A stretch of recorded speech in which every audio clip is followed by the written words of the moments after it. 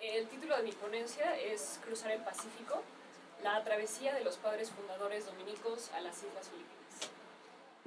Me disculpo de antemano si la lectura resulta tediosa, pero intentaré ser lo más clara posible.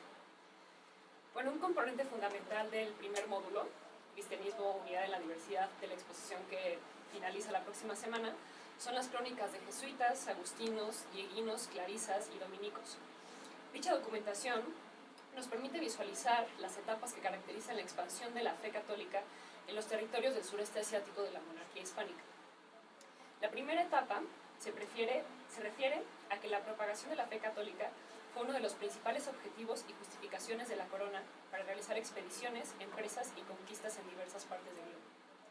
La segunda se refiere al traslado marítimo de misioneros tras la Reforma Gregoriana, que fue el motor ideológico que motivó el expansionismo hispánico al reclamar el mundo para Cristo. La tercera se refiere al resultado de las experiencias misionales, que implicaron la construcción y desarrollo de casas y conventos que soportaron las nuevas devociones y permitieron ejercer la labor misional en distintos asentamientos poblacionales. Es decir, las crónicas misionales de las órdenes regulares son testimonio del mandato real de propagar el catolicismo por toda la ecumenia, también del modo en que dicho objetivo se realizó a través del traslado marítimo de los frailes y de las experiencias y resultados de dicha labor. Me parece importante recalcar que los misioneros que partieron al sureste asiático tenían conocimiento de la experiencia novohispana previa.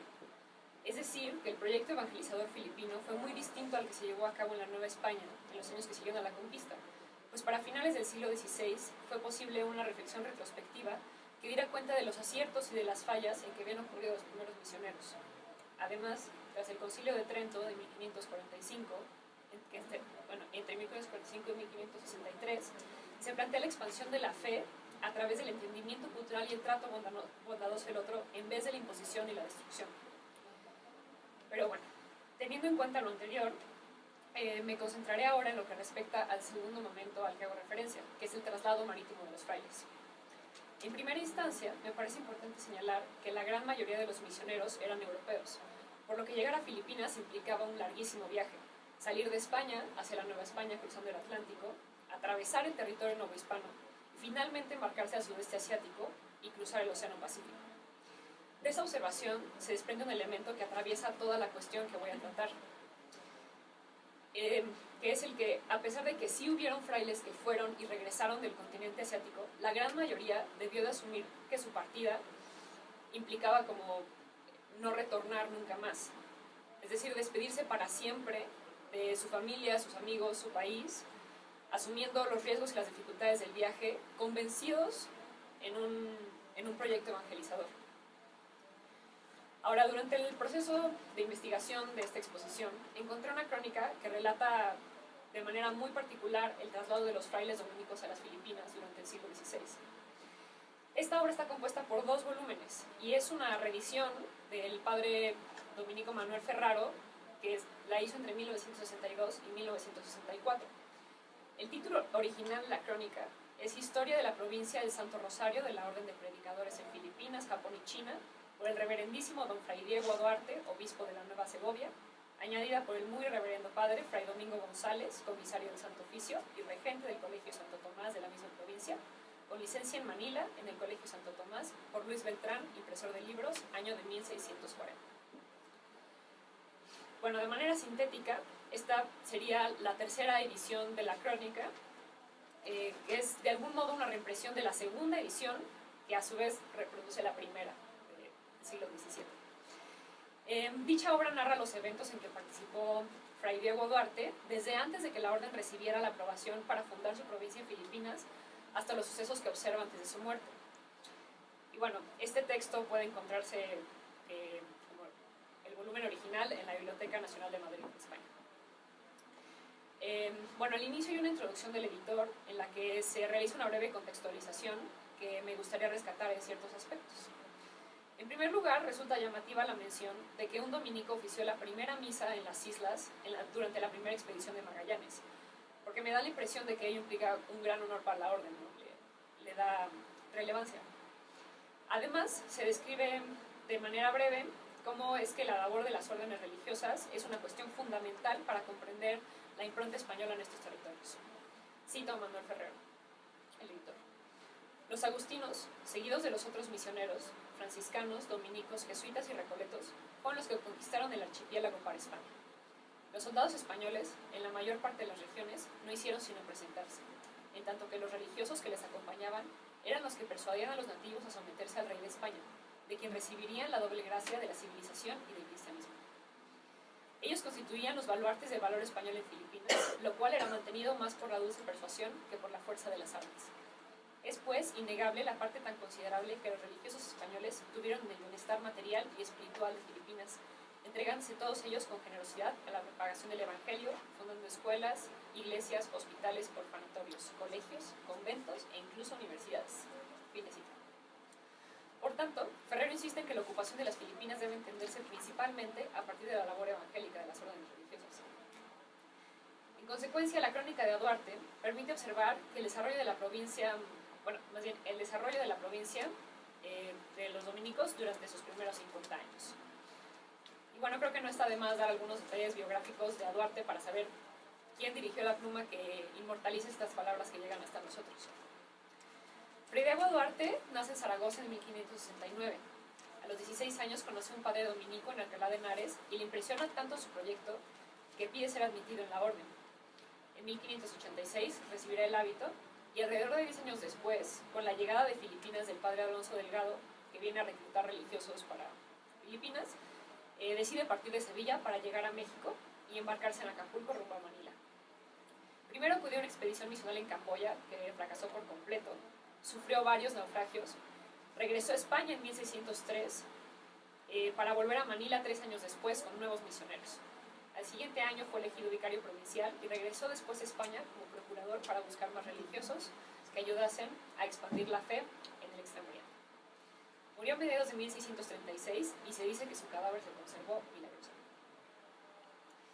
En lo que se refiere a su obra, la presente crónica destaca porque relata como protagonista y testigo los primeros 50 años de la fundación de la provincia de la Orden de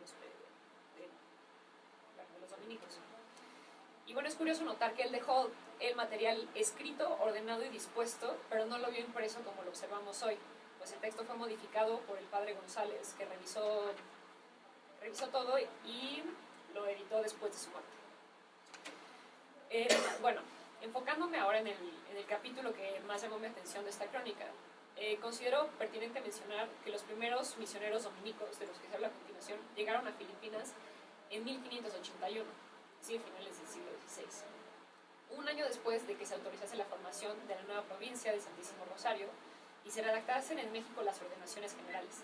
Estas fueron el punto de referencia para las labores que les fueron encomendadas, pues ahí se detallaba qué se exigía de los nuevos evangelizadores, qué criterios se aplicaban para elegirlos, por ejemplo, qué tipo de carácter debían tener, y se explicitaba cuál era su propósito, cómo debían llevarlo a cabo, qué se esperaba de ellos e incluso los peligros e incomodidades que podían sufrir durante el viaje. El capítulo que elegí para narrarles se titula Del viaje que hicieron los padres fundadores desde México a Filipinas, y es el capítulo 8 de esta crónica. Hay algunas citas textuales, intentaré como leerlas para que se note, pero creo que el lenguaje es evidente, el cambio. Bueno, la narración comienza en 1587, con los religiosos reunidos y entusiasmados para partir al viaje. Se encomiendan a lo que el Santo Padre les tenga preparado, pues asumen los riesgos que les han dicho que puede tener dicha travesía, sin espantarse de grandes trabajos, que les habían dicho que en el camino de mar y tierra había, se apercibieron a andarle y navegar. Salen de la Ciudad de México y recorren 80 leguas por caminos que se encuentran en muy mal estado para llegar al puerto de Acapulco durante la Cuaresma. Ahí se aposentan en un hospital donde se dedican a predicar y confesar a los hombres que van a embarcarse. Predicaron y confesaron a los hombres que habrían de embarcarse, atrayéndolos a que tratasen con veras de las cosas de sus almas, que el tráfago y muchos embarazos que en tales ocasiones se ofrecen, suelen llevarse tras de sí a los hombres, tanto que, ocupados del todo en las cosas de sus haciendas, trato y matalotaje, se olvidan de lo principal, que es lo que toca el alma y tiene necesidad de semejantes despertadores como él tuviera. Había 2 naves que iban a partir.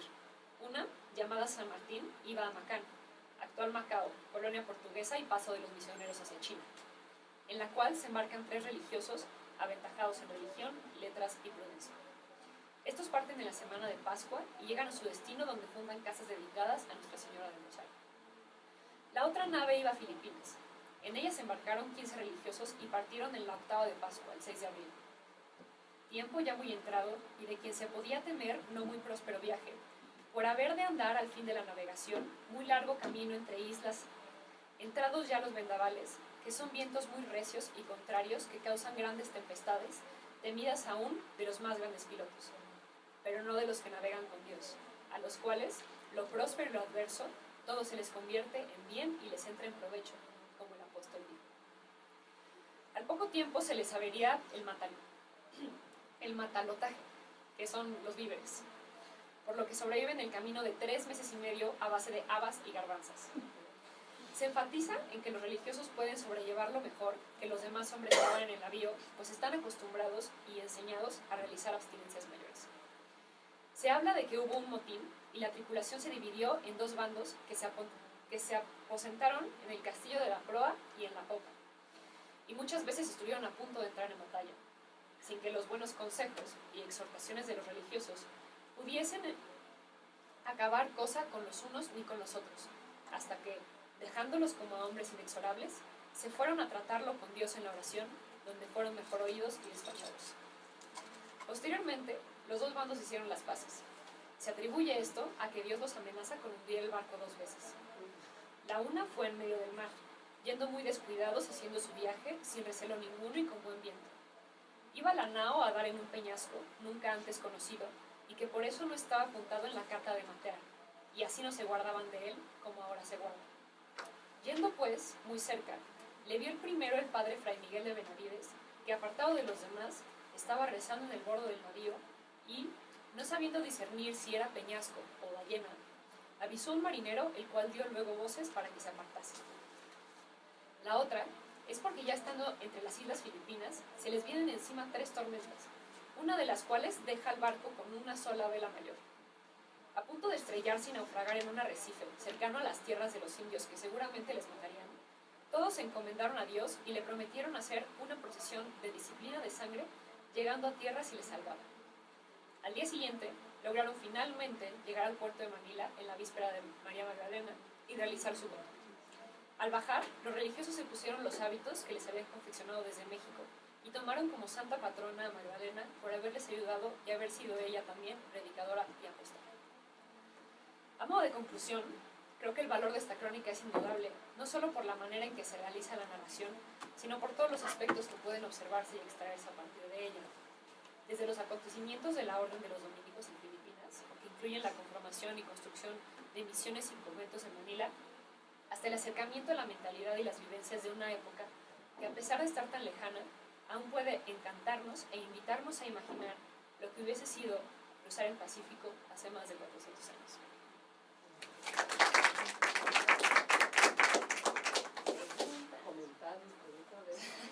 Bueno, primero felicitarte por tu ponencia, y estuvo muy bonita la narración de este viaje. Y quería preguntarte, o sea, como partiendo de esta idea de que la evangelización de las Filipinas está caracterizada por como una idea mucho más benevolente, digamos, o sea, en comparación a la de la Nueva España, y esto que mencionabas de cómo, o sea, de donde se norma el carácter que tienen que tener estos frailes.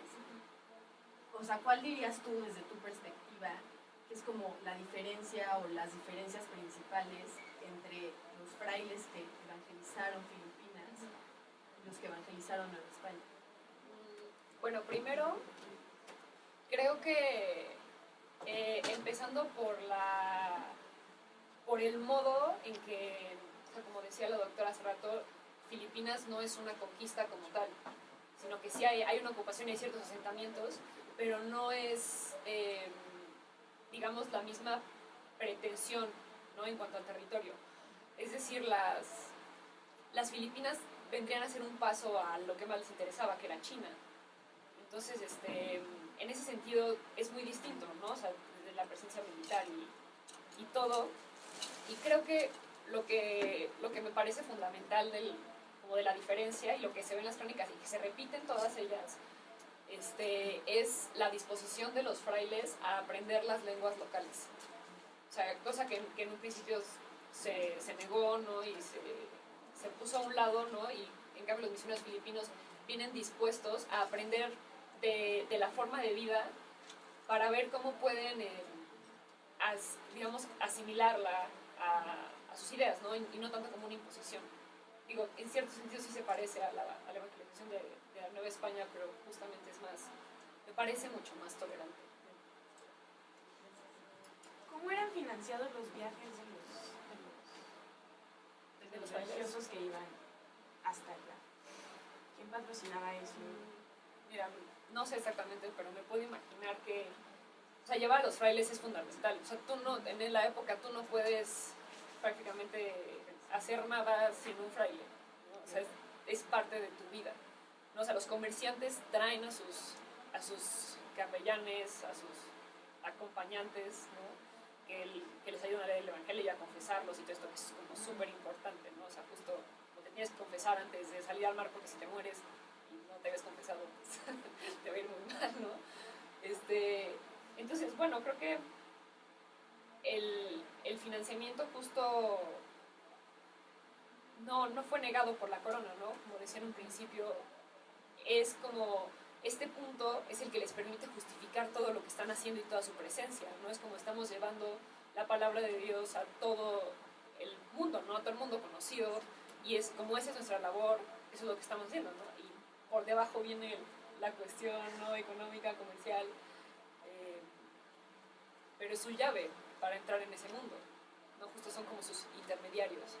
Entonces no creo que les hubiera faltado ese punto. Más bien lo que dices es acertado, es la corona la que patrocina, ¿no? Porque la corona tiene la obligación ante el mundo, ante el Papa, de llevar a cabo este proceso de expansión, a la par de la expedición y el asentamiento. Entonces el patrocinio viene del rey directamente. ¿Algún otro comentario? ¿Pregunta? Bueno, le agradecemos mucho a Mariel su presencia, porque fue la única valiente de la generación 2014 que se animó a participar, ¿no?